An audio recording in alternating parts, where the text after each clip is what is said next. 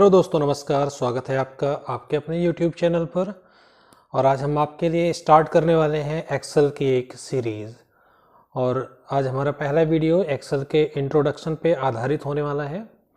Excel जो कि एक बहुत ही महत्वपूर्ण हमारा स्प्रेडशीट सॉफ्टवेयर होता है, जिसका प्रयोग करके हम मल्टीपल टाइप्स के कैलकुलेशंस को यहाँ पर कर सकते हैं। अगर आपको एक अच्छा कैरियर बनाना है कंप्यूटर ऑपरेटर के रूप में, या भी आप किसी भी कंप्यूटर रिलेटेड जॉब में जाना चाहते हैं, तो आपको एक्सेल का नॉलेज होना अनिवार्य है। तो इसी चीज़ को ध्यान में रखते हुए आज से हमने आपके लिए एक्सेल की स्टार्टिंग की है। तो आज हम पहला अपना वीडियो देखेंगे जहां पर हम एक्सेल के एलिमेंट्स को जानेंगे और एक्सेल का थोड़ा सा इंट्रोडक्शन समझते हैं। तो दोस्तों देखिए, एक्सेल क्या है। अगर हम एक्सेल को डिफाइन करना चाहें तो हम कह सकते हैं कि एक्सेल हमारा एक प्रकार का स्प्रेडशीट प्रोग्राम होता है। स्प्रेडशीट का मतलब एक ऐसा आपको पेज कंसीडर करिए जिसमें कि कॉलम और रो होते हैं। हमारे सामने यहाँ पर एक्सेल खुला हुआ है। जिन लोगों को नहीं पता है एक्सेल को कैसे ओपन किया जाता है, उनके लिए मैं बता दूं, आपको अपने कीबोर्ड से विंडोज़ के साथ में R बटन को प्रेस करना है। तो आपका यहाँ पे क्या होता है, रन का एक डायलॉग बॉक्स ओपन होके आता है।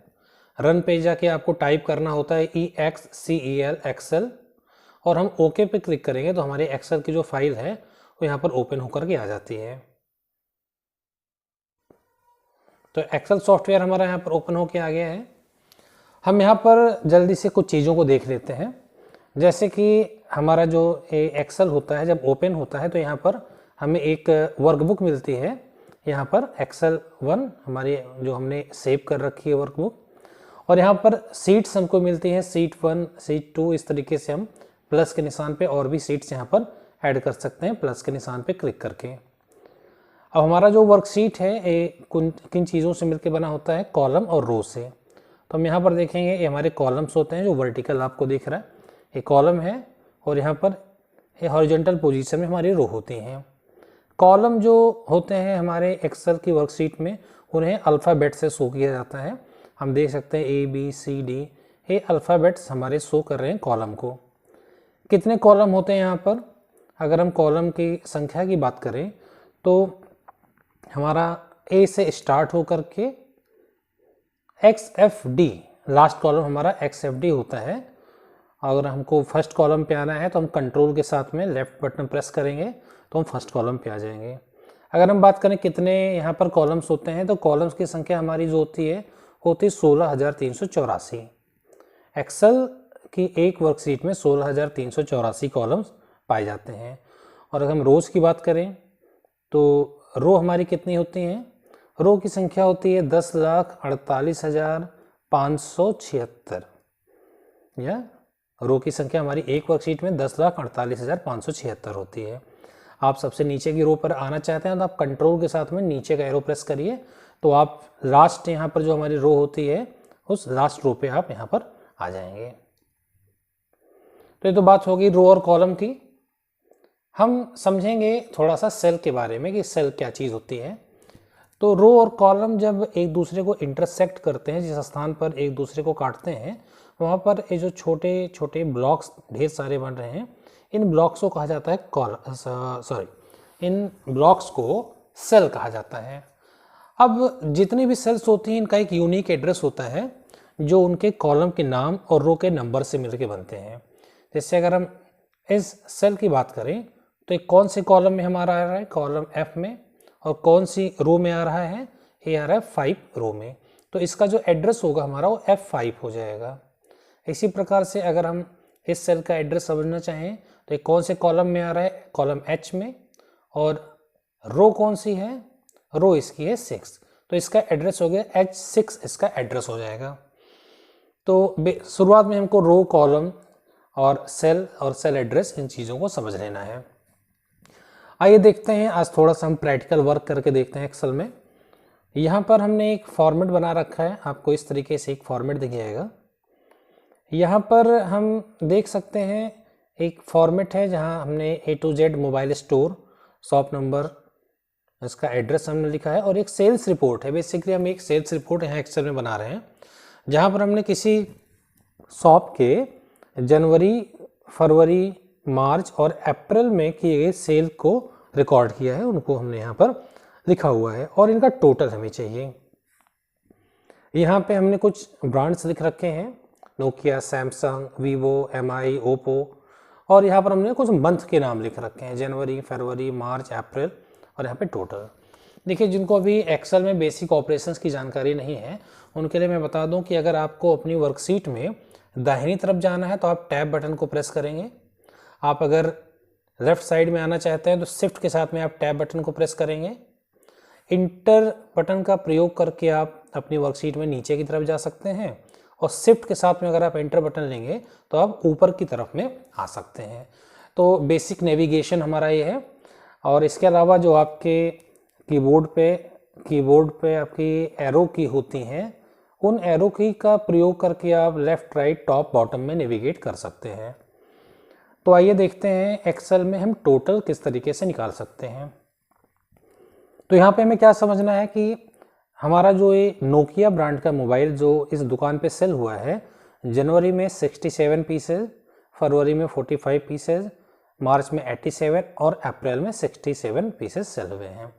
हमको यहाँ पर टोटल वाले सेल में जनवरी, फरवरी, मार्च, अप्रैल ये मिला करके नोकिया की कितनी सेल हुई है हमको निकालना है। तो इसके लिए दोस्तों में यहाँ पे एक फार्मूला लगाना पड़ेगा जो हम इसको जोड़ने के लिए प्रयोग करेंगे।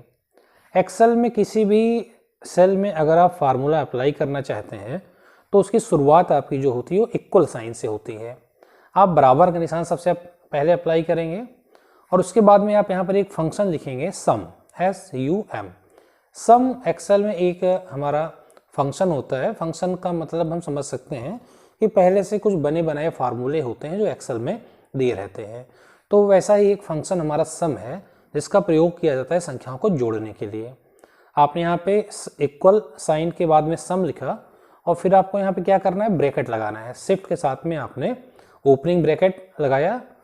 फिर आपको जो नंबर सेलेक्ट करने हैं, ऐड करने हैं, उनको आप सेलेक्ट करेंगे। यहाँ पर हमने नंबर्स को सेलेक्ट कर लिया। ये रेंज हमारी हाईलाइट हो गई। आप ब्रैकेट के अंदर देख सकते हैं E8:H8 यहाँ पर एड्रेस आ रहा है।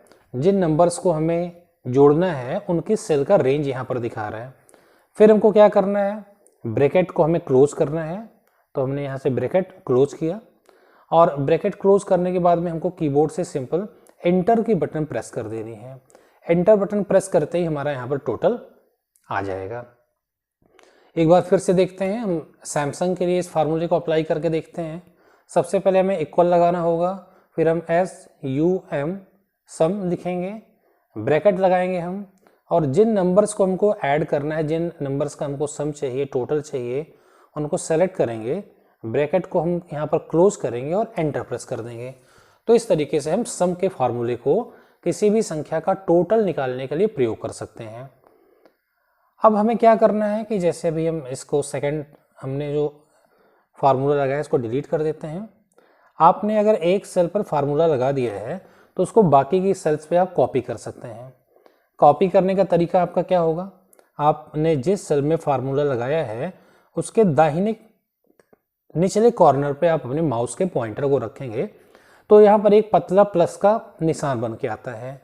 फिर आपको क्या करना है, माउस के लेफ्ट बटन को आप दबा कर रखिए और माउस को नीचे की सेल्स में आप ड्रैग करिए। इस तरीके से आप फार्मूले को क्या करेंगे, कॉपी कर देंगे। और देखिए यहाँ पर हमारा नीचे तक जहाँ तक हमने इसको ड्रैग किया वहाँ तक फार्मूला हमारा कॉपी हो गया और हमें टोटल मिल गया। तो यहाँ पर हमने टोटल निकाल लिया ब्रांड वाइज, किस ब्रांड का, किस कंपनी का कितना मोबाइल सेल किया गया है। अगर आप मंथ वाइज टोटल निकालना चाहें तो यहाँ पर नीचे भी एक टोटल का हमने ऑप्शन दे रखा है। अगर आप चाहते हैं कि जनवरी में कितनी सेल हुई, फरवरी में, मार्च में, अप्रैल में, आप मंथ वाइज अगर जोड़ना चाहते हैं तो आप यहाँ पे क्लिक करिए। फिर से आपको वही फार्मूला अप्लाई करना पड़ेगा, इक्वल SUM, आपको ब्रैकेट लगाना है और फिर उन नंबर्स को सेलेक्ट करना है जिनका टोटल आप चाहते हैं। हमने यहाँ पे वर्टिकल सिलेक्शन किया, ब्रैकेट को हमने क्लोज किया। ब्रैकेट क्लोज करने के बाद में आपको एंटर बटन प्रेस कर देनी है, आपका टोटल आ गया। और बाकी मंथ का टोटल निकालने के लिए आप यहाँ पर कॉर्नर पे रखेंगे, पतला प्लस बनने पर बाईं बटन दबा करके आप आगे की तरफ इसको ड्रैग करेंगे और ये देख सकते हैं यहाँ पर हमारा टोटल जो है ये टोटल यहाँ पर आ चुका है। जनवरी, फरवरी, मार्च, अप्रैल का टोटल हमने निकाल लिया।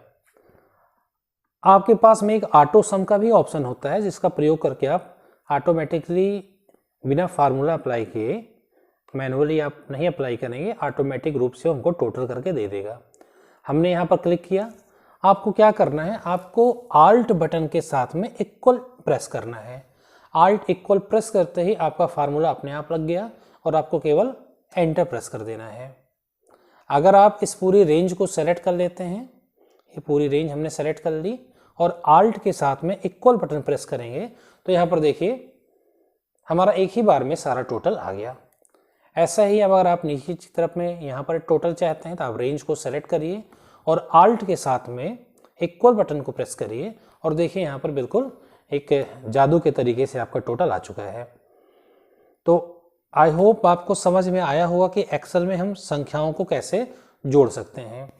अगर हम सिंटैक्स की बात करें तो क्या होगा हमारा, सबसे पहले हम इक्वल, उसके बाद में हम सम, ब्रैकेट लगाएंगे और जिन नंबर्स को हमको टोटल करना है उन नंबर्स को इन ब्रैकेट के अंदर हम सेलेक्ट कर लेंगे। सपोज करते हैं कि हमारे जो नंबर्स हैं वो A1 से ले करके A10 के बीच में लिखे हुए हैं, तो ये हमारे फार्मूले का सिंटैक्स होगा जो आपको अभी यहाँ पर दिख रहा है। आपको सबसे पहले इक्वल लगाना है, फिर सम लिखना है और ब्रैकेट के अंदर उन नंबर्स को सेलेक्ट कर लेना है जिनको कि आप ऐड करना चाहते हैं और इंटर करते ही सेलेक्ट किए गए नंबर्स का टोटल आपके सामने होगा। तो ये आज हमारा एक्सेल का पहला वीडियो रहा जहाँ पर हमने सीखा है एक्सेल में संख्याओं को टोटल करना। अगर आपको इस एक्सरसाइज से रिलेटेड कोई समस्या आती है तो आप संकोच कमेंट बॉक्स में लिखिए, हम उसका सलूशन आपको ज़रूर देंगे। और आपकी प्रैक्टिस के लिए ये एक्सेल सीट जो है हम लिंक में डाल देंगे, इसको आप वहाँ से डाउनलोड करके इस पर अपनी प्रैक्टिस को कर सकते हैं। तो आज एक्सेल के पहले वीडियो में इतना ही। कल एक नए वीडियो के साथ हम आपके साथ फिर होंगे। तब तक के लिए नमस्कार, धन्यवाद।